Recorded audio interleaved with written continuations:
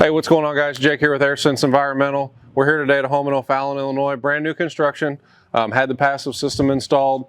The buyers did a radon test, levels came back high, and so we're here to activate it. So we're going to take you along today. We'll show you kind of the ins and outs of what a passive activation looks like. I'll show you some things to watch out for if you're having a new home built, some things to be made aware of so that you can kind of keep an eye and make sure the radon passive system is being done correctly. And then if you need to activate, you kind of have an idea what's going on. So follow us inside. We're going to kind of take you step by step on what it looks like to install a passive system. So I'm in the back of the unfinished space. Usually you're going to find this pipe in the utility area somewhere where that space is going to be majorly unfinished. You can see we got the water heater, HVAC. Come over here, and so I see that this pipe is labeled radon, and I can see that it's in the ground. So good indicator, that's a radon passive pipe. One thing, if it's not labeled, unfortunately, we do see a lot of pipes that are unlabeled. Part of that passive system is to label those pipes. One thing you can do, so you can see, right? So radon pipe looks just like plumbing pipe. Same pipe, same size, same everything. One thing you can check for is make sure you don't have any other piping coming into that radon pipe. Anything that would tee into that pipe anywhere along the lines is going to tell you that's a plumbing pipe or a plumbing vent, and that's not going to be your radon pipe. A lot of times in the attic, you'll see, like if you come around here, you can see you got a 2-inch pipe stubbed into the top of this 3-inch pipe. That's either catching a lavatory or something like that, or it could be a vent. In the attic, you'll see that a lot because a lot of times your venting comes up through the attic and all ties into a main 3-inch stack vent. And so this is what, when I get in the attic, unfortunately, a lot of times those pipes aren't labeled like they should be. And so I'm looking for other pipes to come into them. So if you see multiple pipes into one, that should not be your radon pipe. So one thing I'm looking at here, this is the outside wall of the house. And so as I'm going through the attic trying to ID this, I know that this should be on the outside of the pipe. One other thing I took a note of here was that there's a bathtub right here. I can see a P-trap for a bathtub. And so that tells me that this pipe is going up probably inside of a wet wall inside that bathroom. And again, I'm just using all this information to try to identify which one of those pipes is going to be in the attic. The other thing that we're going to do as part of our activation today is that we're going to seal this sump lid. On these newer homes that have gravel throughout everywhere, because you've got that perforated drain pipe running around the perimeter and maybe in through the middle, when you influence the gravel layer, you influence the sump pit. And so we seal that with an airtight seal. We use cord grommets and pipe grommets, and then we use a small bead of sealant. And what that does is that radon pipe, especially this one's so close to that sump pit, it's going to try to pull free air down through that sump pit. And what it's doing is you're losing conditioned air.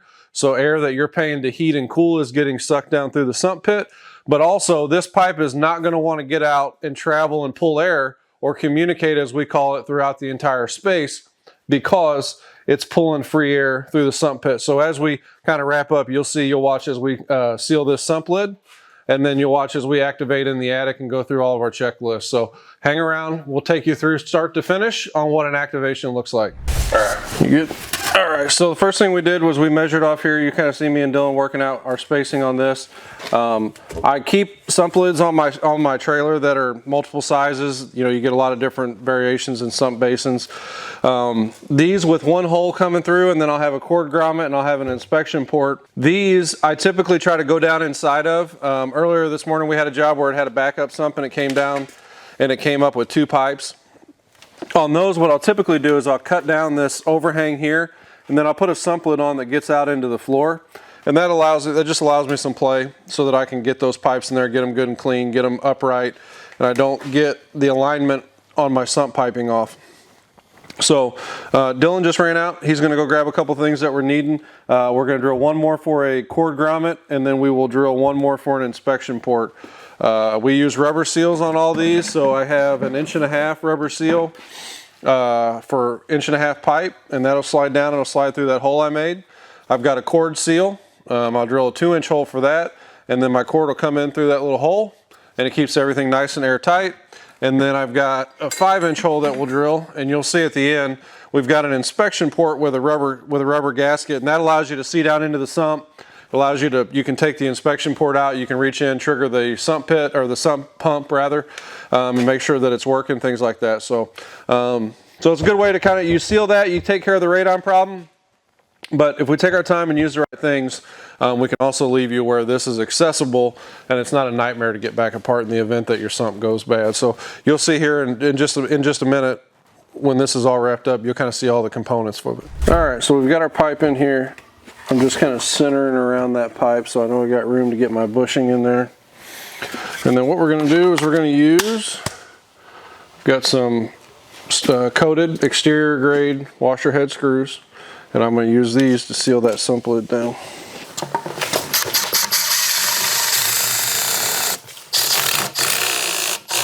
I had a couple where I had concrete down in the concaves of my basin, so we'll get our SDS, we'll punch a pilot hole in there. We'll get 2 more screws to secure this down, and then you'll see at the very end, we'll vacuum this all out, put a real small bead of sealant in there to keep everything airtight, and then everything will flow good from there. All right, so we got the sump sealed up. We're gonna wire up a fan and get it ready to go in. Always try to pre-rig or pre-wire as much as I can, just to minimize the trips inside the attic, especially on a brand new house somebody's getting ready to buy. I don't want to end up in the living room via the drywall. So, got our fan cord kit here. We're going to wire this up, and then we're going to put our flexible couplers on it. We'll be ready to hop up in the attic. From there, I'm going to go ahead and I'm going to preset my flexible couplers. Illinois Radon code, most all Radon codes. Anybody with common sense, you're going to want to plumb these up with flexible connectors so that in the event that you ever need to swap the fan, it's just a matter of getting those connectors off. Again, I'm just snugging them up. Fans are plastic housing. I don't want to go crazy on them. I'm going to turn these out so when I get into the attic, I can get back to them and they're not hidden from me. So nice and snug, nothing crazy there. If this were going on the outside, I would plumb a 90-degree street fitting in the bottom of this, because I know that's would be glued to my house. Being as we're activating a passive, I know I got a vertical, so I'll just take this up in the attic, I'll mark my pipe cut, and fit this into my existing passive system. Alright, so we're up in the attic. I've located the passive Radon piping. Here's one thing we see quite a bit. This should be labeled. Illinois Radon code says it has to be labeled on every floor that it passes through, starting in the basement. You can see that it's not labeled anywhere, and what that creates is it creates a lot of searching around, disrupting a lot of insulation in your attic after the fact. And so if these are just labeled, we can come right to them with minimal disturbance and activate these systems. So again, if you're having a home built, you're concerned about radon, it would be a great thing to make sure that your contractor, your general contractor, is having this pipe labeled. So next thing I'm going to do, I'm just going to hold my fan up here. I'm going to find how much I need to cut out. I'm going to make this cut.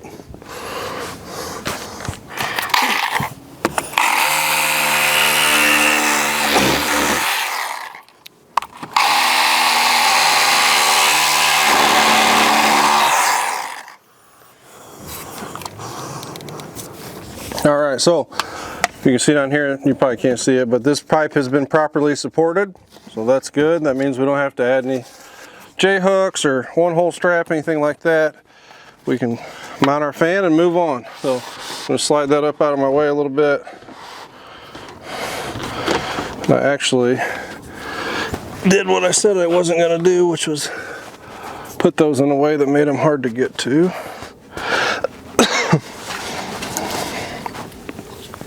So I got my fan on my pipe, and we're just going to tighten her up. Nice and snug. I'm going to bring our vent, our exhaust rather, out the top.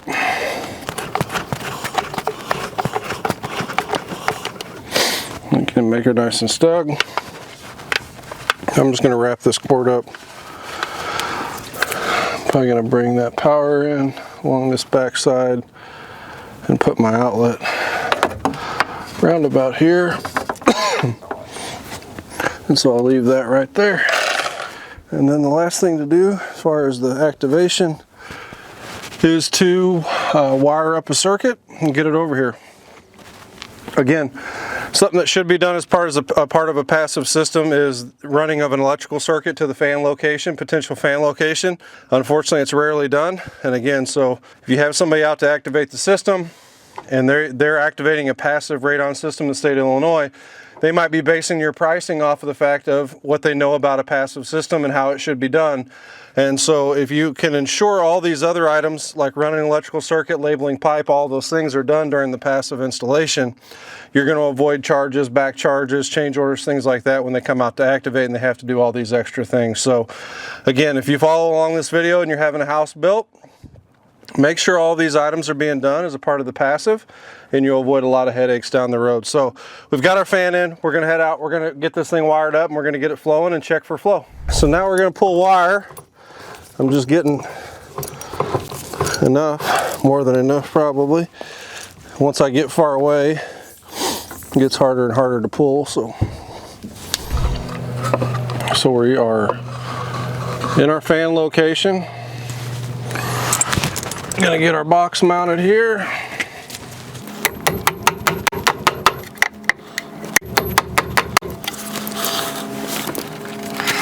All right, so we got our box. Gonna bring our Romex in. We use 12.2 Romex to follow Illinois' electrical codes.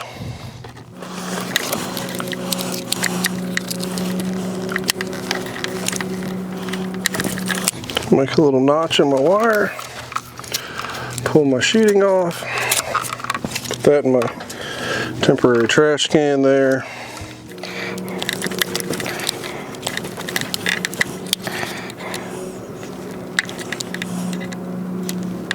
Get my double check.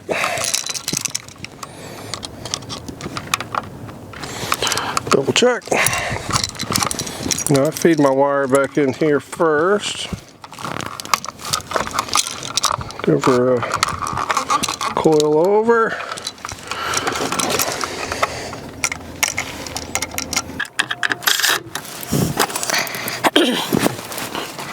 And then just an outlet cover. You can see I already pre-labeled mine.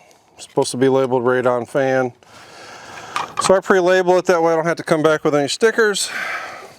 Secure my outlet cover. And there we go.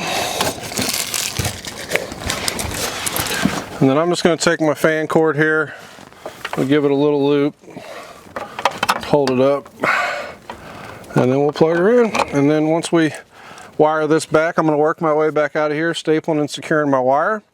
And then once we wire into our outlet circuit in the garage, this fan will run, and we will we'll check our flow with our manometer in the basement. So, all right, so we've got our outlet taken apart up here. One thing that I do on mine particular, I don't like to tie to the other side of the outlet. That makes the radon circuit contingent on this device being in good shape. So if something happens, the device quits running, your radon fan's going to quit running. So what we do, or what I do, I take my radon fan, my incoming power, and then I pigtail back to my outlet. And so no matter what, my radon fan always is going to have power going to it. And so we're just going to twist these together.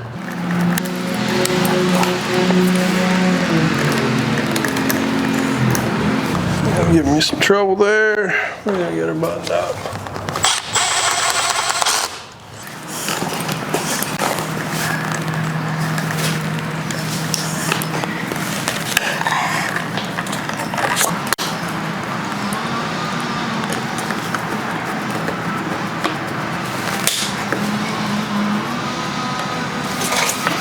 All right, that's that. We've got everything wired into there. We've got our garage door opener put back together, circuit outlet. We've got our garage door outlet put back together. We're gonna go kick the circuit on downstairs. We'll take a manometer and we'll see what kind of flow we got downstairs.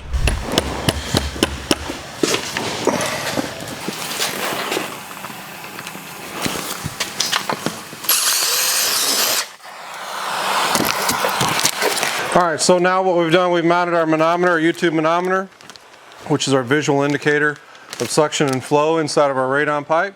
It's a very simple device. It's got a YouTube here. When you put this flexible tubing inside the pipe, inside your radon piping, and down inside, this is going to measure how much airflow is going, or it's going to measure how much suction. I haven't plugged this one in yet. Based off of when I drilled this hole, I'm making an assumption that this passive system is not going to flow great, which is exactly what's going on here. So you can see when I plug this, or when I put this tube in, you can see that that jumps up to 2.2. So that fan, that particular fan, is only capable of pulling that manometer to a 2.2. It can't pull it any further than that. It doesn't have the suction or the flow ability to do so. And so what that tells me here is that this passive system was not installed correctly, and if I had a hunch, because I've seen enough, this is probably just barely through the concrete. So now what we'll do is we're going to cut this at the ground. We're going to see what we've got going inside, and then we'll have to make a plan on how to rectify that and get some system flow here.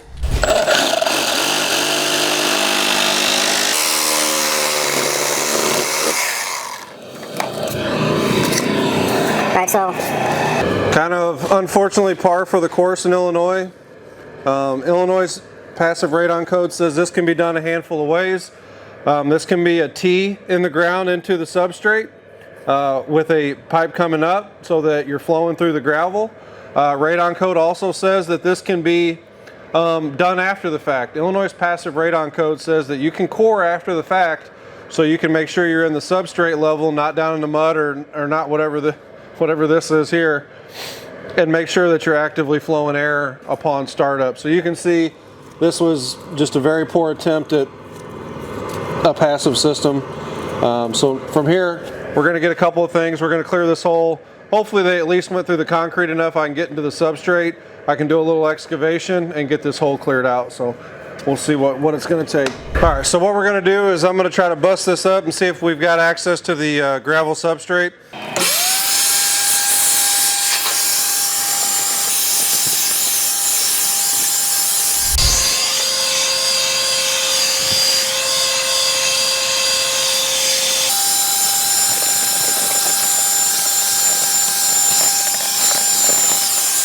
All right, so you can see now, if you look down inside, you'll be able to look in there and you'll be able to see that gravel layer now,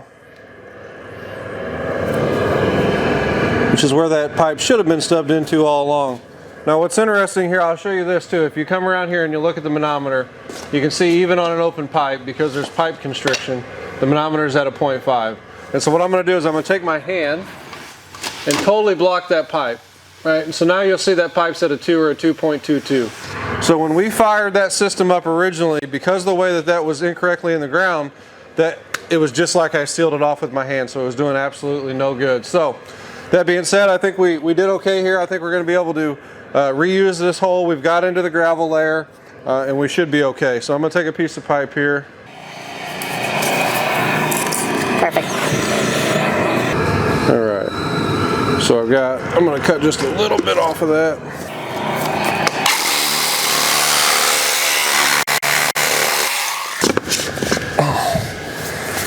All right. I'm going to get the area around that hole good and clean.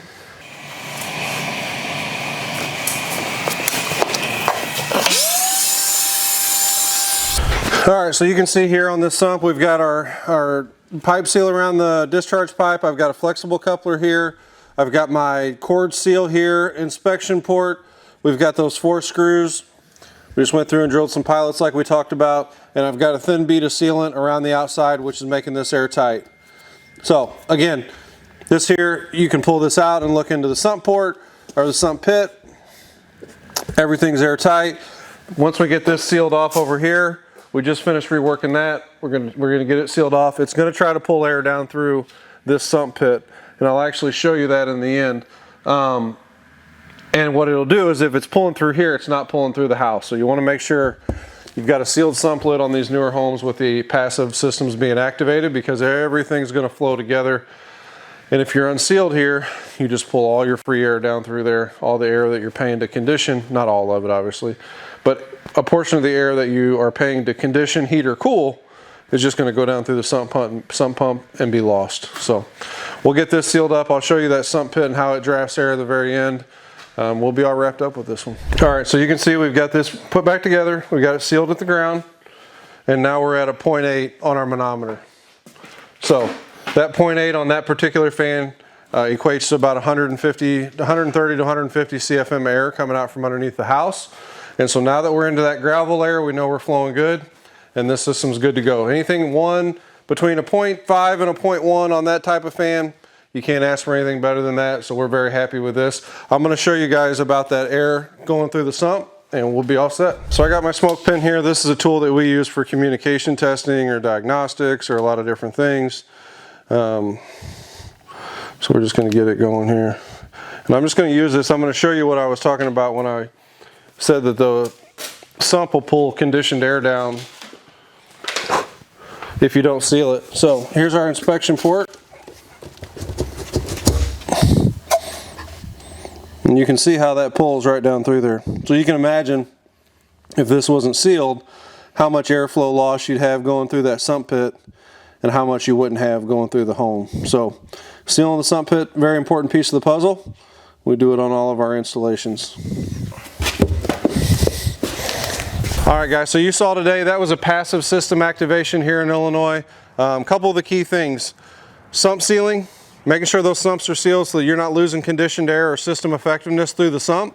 2, making sure that that passive system is in the ground correctly, making sure that it's down in the gravel substrate, not haphazardly on top, or more commonly seen jammed down in the mud. Make sure you're checking for flow. If you have your system activated, do a post test. Make sure that you have flow at your manometer, and make sure that that system is doing everything that it should be doing before you sign off and say it's good, because unfortunately we see a lot of passive systems here in Illinois that just aren't done correctly. So thanks for watching. If you haven't already, click subscribe, follow our channel for more radon stuff and more indoor air quality in the future. So thanks for watching.